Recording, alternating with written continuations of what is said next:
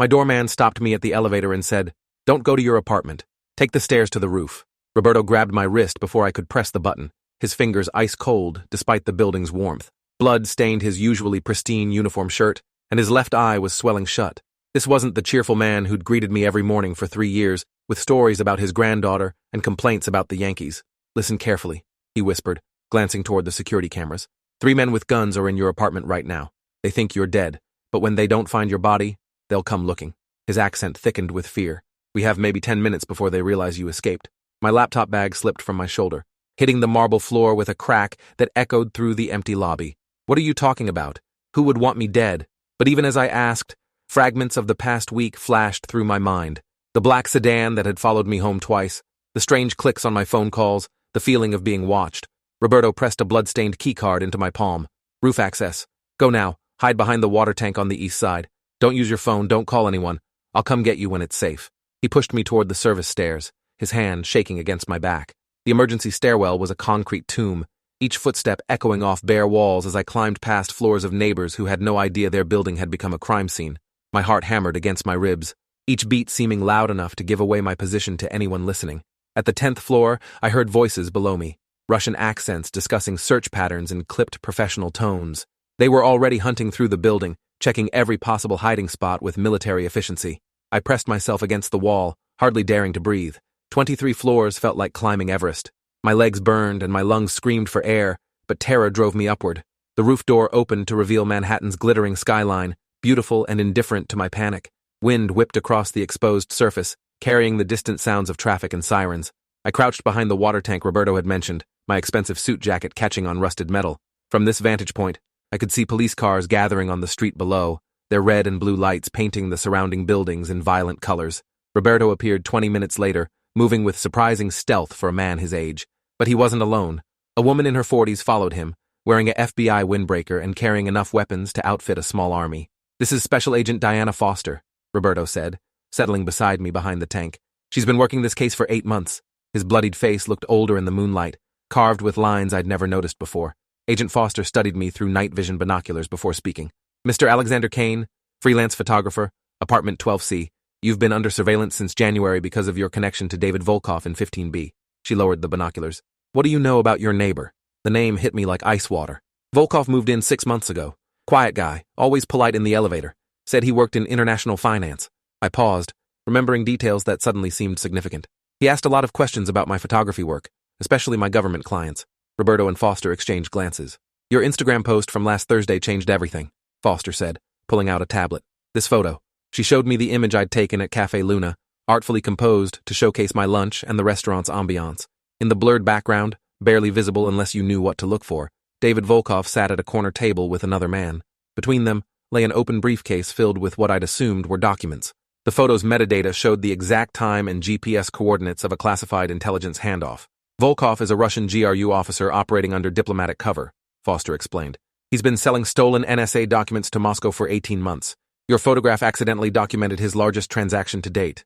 My mouth went dry. I was just taking pictures of my food. I had no idea, but the pieces were falling into place with sickening clarity.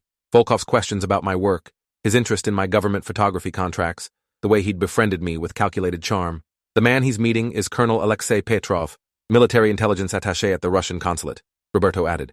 "We've been trying to catch them together for months, but they're extremely careful about surveillance. Your social media post gave us the first concrete evidence of their relationship." A helicopter passed overhead, its searchlight sweeping the adjacent buildings. The routine patrol suddenly felt ominous, like the city itself was hunting me. "If you have evidence, why haven't you arrested them?" Foster's expression darkened. "Because someone in the FBI warned them we were closing in. The operation was compromised from the inside. Volkov disappeared 3 days ago, right after we obtained search warrants for his apartment. That's when the hit order came down," Roberto said quietly. "They decided you were too dangerous to leave alive. Your photograph isn't just evidence, it's the keystone that brings down their entire American network." The roof access door burst open with a bang that made me jump. 3 figures in tactical gear emerged, but these weren't the Russians who'd been in my apartment. They moved with different purpose, spreading out with professional precision. "Federal agents," Foster called out, her weapon already drawn. "Identify yourselves." But her tone suggested she already knew something was wrong. The lead figure raised a suppressed pistol instead of answering. The muzzle flash was barely visible in the darkness, but the bullet sparked off the water tank inches from my head. These weren't federal agents at all. Roberto pushed me flat against the rooftop as gunfire erupted around us. "Spetsnaz!" he shouted over the noise. "Russian Special Forces!" He returned fire with a pistol I hadn't seen him draw, his shots precise despite his injuries. Foster was already on her radio, calling for backup that might arrive too late. "This is Agent Foster, federal officer under fire on the roof of 847 Park Avenue. Multiple hostile contacts. Request immediate tactical response." I crawled behind a ventilation unit, my photographer's eye automatically cataloging details that might matter. The attackers' military-grade equipment, their coordinated movements, the way they communicated through hand signals rather than radio chatter. "They're not here to arrest anyone," Foster shouted, ejecting an empty magazine. "This is a cleanup operation. They're going to kill everyone who knows about the intelligence leak." The realization hit me like a physical blow. This wasn't about my photograph anymore. It was about eliminating every witness, every investigator, every loose end that could expose decades of Russian espionage operations on American soil. Roberto crawled over to my position, blood running freely from a new wound in his shoulder. "There's something else you need to know," he gasped. "I'm not really a doorman. Haven't been for 2 years. Even in mortal danger, the betrayal stung." "Who are you really?" "FBI Counterintelligence Division," he said, pressing his badge into my hand. "Roberto Vasquez, 23 years with the Bureau. This building is a federal surveillance post." The world tilted sideways as I processed this revelation. The friendly doorman who'd become part of my daily routine was an undercover agent. "How many others know?" "Just Foster and our handler in Washington," Roberto replied. "We've been building a case against a Russian spy ring operating out of luxury Manhattan apartments. Volkov was just one of 7 assets we've identified." A grenade rolled across the rooftop, spinning toward our position with lazy menace. Roberto grabbed me and dove behind a larger air conditioning unit, just as the explosion shattered windows in the surrounding buildings. Debris rained down like deadly hail. "The network spans 5 cities," Foster shouted through the ringing in my ears. "Arms dealers, technology thieves, people selling everything from submarine blueprints to presidential schedules. Your photograph exposed their primary financing mechanism." My ears were bleeding and my vision blurred, but I could see the tactical situation was hopeless. 3 trained killers with military equipment against 2 injured federal agents and a civilian photographer. The math was simple and terrifying. That's when the building's fire alarm began blaring throughout the structure. Emergency lights bathed everything in hellish red as automated systems responded to the explosion. But this wasn't just building safety protocol activating. "Cavalry's here," Foster said with grim satisfaction, pointing toward the stairwell. Federal agents in full tactical gear were pouring onto the roof, their weapons trained on the Russian operatives with professional precision. The gunfight that followed was brief, but intense. Caught between superior numbers and firepower, 2 of the Russians died quickly. The third attempted to surrender, but his weapon was still raised when Agent Foster's shot took him in the chest. As the smoke cleared, I found myself surrounded by more federal agents than I'd ever seen in one place. Crime scene technicians, intelligence analysts, medical personnel, all converging on what had been a quiet Manhattan apartment building an hour ago. "It's bigger than we thought," Foster told her team leader while paramedics worked on Roberto's wounds. "The surveillance showed at least 12 apartments in this building alone. They've been using luxury real estate as cover for the largest espionage operation since the Cold War." Over the next 6 hours, the building transformed into a federal command center. Residents were evacuated to hotels, while agents executed simultaneous raids on 7 floors. Mrs. Chen from 8A, the retired teacher who always smiled in the elevator, was arrested trying to burn documents in her kitchen sink. Dr. James Kowalski from the penthouse, the philanthropist who donated millions to children's charities, was found with enough classified military documents to stock a small library. His charitable work had been cover for recruiting State Department families and Pentagon officials. The most shocking arrest was Elena Morrison from 14C, the trauma surgeon who'd saved countless lives at Mount Sinai Hospital. She'd been using her medical access to plant listening devices in government officials' homes during house calls, turning her healing profession into an intelligence weapon. 17 arrests in total, Foster briefed me as dawn broke over Manhattan. The largest counterintelligence operation in FBI history. Your Instagram post triggered the whole thing. She handed me a secure phone. "But it's not over. We need your help to finish this." The phone displayed encrypted messages between Russian intelligence officers discussing additional assets in Washington, Los Angeles, and Miami.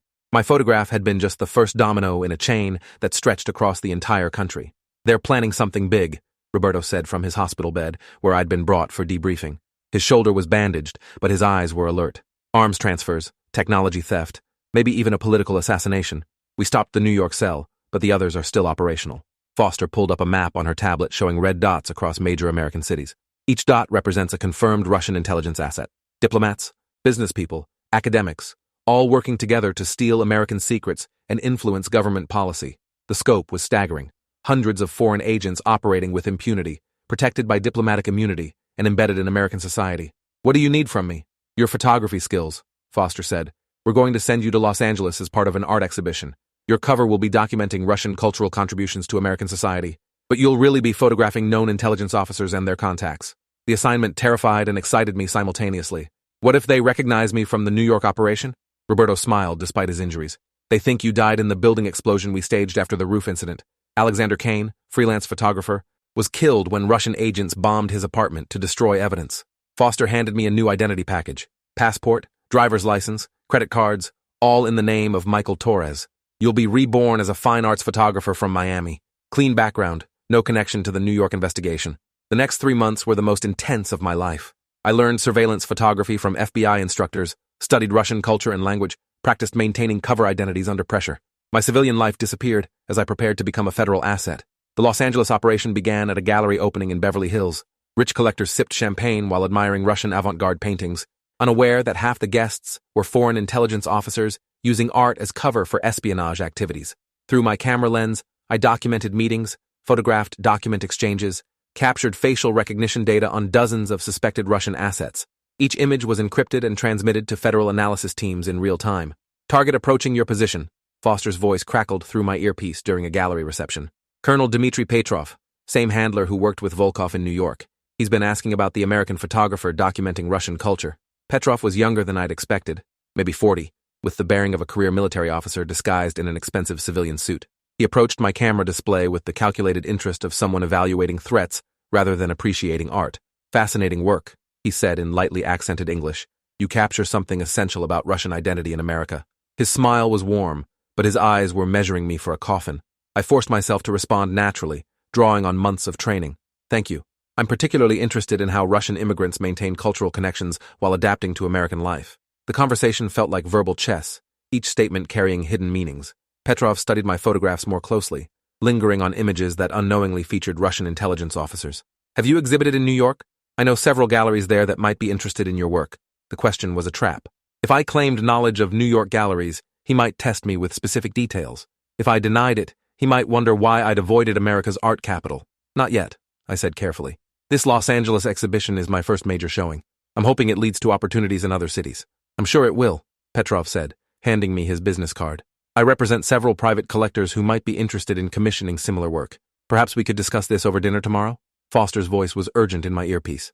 Say yes, but suggest a public location. He's testing whether you'll isolate yourself voluntarily. I'd enjoy that, I told Petrov. Do you know anywhere with good traditional Russian cuisine?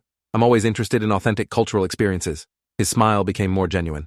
There's an excellent place in Little Russia, Volga restaurant on Fairfax Avenue. Shall we say 8 o'clock? After Petrov left, Foster appeared beside me with champagne and concern. That was well played, but he's suspicious. The dinner tomorrow will be your real test. If he believes you're legitimate, you'll get access to their Los Angeles network. If not, she didn't need to finish the sentence. The next evening at Volga restaurant, I sat across from Colonel Petrov in a booth that probably cost more than most people's cars. The food was excellent, the atmosphere warm, and the conversation deadly as we discussed art, culture, and politics with careful precision. You have an interesting perspective on Russian-American relations, Petrov observed over dessert. Very nuanced for someone without direct experience of our homeland. His tone remained friendly, but the statement felt like an accusation. I've always been drawn to cultures shaped by struggle, I replied, sticking to my prepared background story. There's something profound about how communities preserve identity while adapting to new circumstances. Petrov nodded thoughtfully. Perhaps you'd like to visit Russia itself someday. I have connections with cultural institutions in Moscow and St. Petersburg. They're always interested in foreign perspectives on Russian identity. The invitation was both an opportunity and a trap. Accepting might provide access to intelligence-gathering opportunities in Russia itself. Declining might suggest I wasn't as committed to Russian culture as I claimed. That sounds incredible, I said, letting genuine enthusiasm color my voice. I've dreamed of photographing Russian art and architecture in their original context. Excellent. I'll make some inquiries. Petrov raised his wine glass. To cultural understanding between our peoples. We toasted, and I realized I was drinking wine with a man who'd probably ordered the deaths of dozens of American intelligence officers. The cognitive dissonance was overwhelming. Over the following weeks, Petrov introduced me to his network of contacts throughout Los Angeles. Gallery owners, art dealers, private collectors, all of whom were actually Russian intelligence officers, using cultural activities as cover for espionage operations. Each introduction provided new opportunities to photograph suspects and document their activities. My camera captured everything: faces, license plates, meeting locations, document exchanges disguised as art sales. The breakthrough came during a private showing at a Malibu mansion owned by renowned art collector Viktor Kozlov. The guests were a who's who of Russian cultural elite, but Foster's voice in my earpiece identified them as high-ranking intelligence officers from different agencies. The GRU, SVR, and FSB are all represented tonight, she whispered. This is a planning meeting for something major. Keep photographing, but be ready to extract if things go sideways. Through my camera viewfinder, I watched Petrov deliver a presentation using a laptop connected to a large screen. The slides showed American military installations, technology companies, and government facilities. This wasn't cultural appreciation, it was target selection. Phase 3 begins next month, Petrov announced to the assembled group. Simultaneous operations in Washington, New York, Los Angeles, and Miami. Priority targets include the Pentagon's new cybersecurity division and Silicon Valley's quantum computing research. I kept photographing, my hands steady despite the magnitude of what I was witnessing. This was no longer about individual spies stealing documents. They were planning coordinated attacks on America's most sensitive military and technological assets. The meeting concluded with assignments for different cells and timelines for various operations. As guests began leaving, Petrov approached me with what looked like casual conversation, but felt like interrogation. I hope you found tonight educational, he said, studying my face for reactions. Victor's collection includes some remarkable pieces from the Soviet era. Very historical significance. Absolutely fascinating, I replied, keeping my voice steady. The way art reflects political and social transformation is incredible. I got some wonderful shots of the collection. Petrov's expression sharpened slightly. You were photographing the artwork? My blood turned to ice as I realized my mistake. I'd been so focused on documenting the intelligence officers that I'd neglected to actually photograph the art that was supposed to be my primary interest. Of course, I said, praying my voice sounded natural. Though I have to admit, I was equally captivated by the guests themselves. There's something compelling about people who truly understand and appreciate cultural heritage. The explanation seemed to satisfy him, but I could see suspicion lingering in his eyes. Indeed, cultural appreciation creates bonds between peoples that transcend politics. Foster's voice was tense in my earpiece. Your cover might be blown. Start moving toward the exits, but don't make it obvious. I spent another 20 minutes mingling and photographing artwork before making polite goodbyes and heading to my car. The drive back to my hotel felt like fleeing a crime scene, every set of headlights potentially containing Russian agents coming to eliminate a blown asset. Emergency extraction, Foster announced when I reached my room. Pack only essentials, leave everything else. We've got evidence of the biggest intelligence operation since World War II, but they're on to you. Within an hour, I was on a federal aircraft heading back to Washington for debriefing. The photographs and intelligence I'd gathered filled multiple hard drives and provided the FBI with a comprehensive map of Russian espionage activities across the western United States. The arrests began simultaneously across 4 cities at dawn. Federal agents executed coordinated raids on Russian intelligence safe houses, cultural organizations, and diplomatic facilities. Over 200 suspects were detained in the largest counterintelligence operation in American history. Colonel Petrov was arrested at Los Angeles International Airport attempting to board a flight to Moscow. His diplomatic passport couldn't protect him from charges of conspiracy, espionage, and terrorism planning. The evidence from my photography was overwhelming. Your work prevented what could have been catastrophic attacks on American infrastructure, FBI Director Sarah Chen told me during my final debriefing in Washington. The intelligence you gathered saved countless lives and protected national security assets worth billions of dollars. Roberto, fully recovered from his wounds, was promoted to Assistant Director of Counterintelligence. His years of undercover work had finally paid off with the biggest espionage bust in Bureau history. Not bad for a doorman, he joked when we met for drinks to celebrate the operation's conclusion. But his smile carried the weight of all the risks we'd survived together. The Russian spy ring's dismantling had international consequences. Diplomatic relations between Washington and Moscow reached their lowest point since the Cold War as evidence of the espionage operation became public. I returned to legitimate photography work, but with a new security clearance and consulting contract with federal law enforcement. My accidental involvement in counterintelligence had become an unexpected career change. 6 months later, I received a handwritten letter with no return address. Inside was a single photograph, Colonel Petrov in a Russian prison uniform, looking older and defeated. Someone wanted me to know that justice had followed him all the way home. The letter was unsigned, but I recognized Roberto's careful handwriting in the margin. Some doors close forever.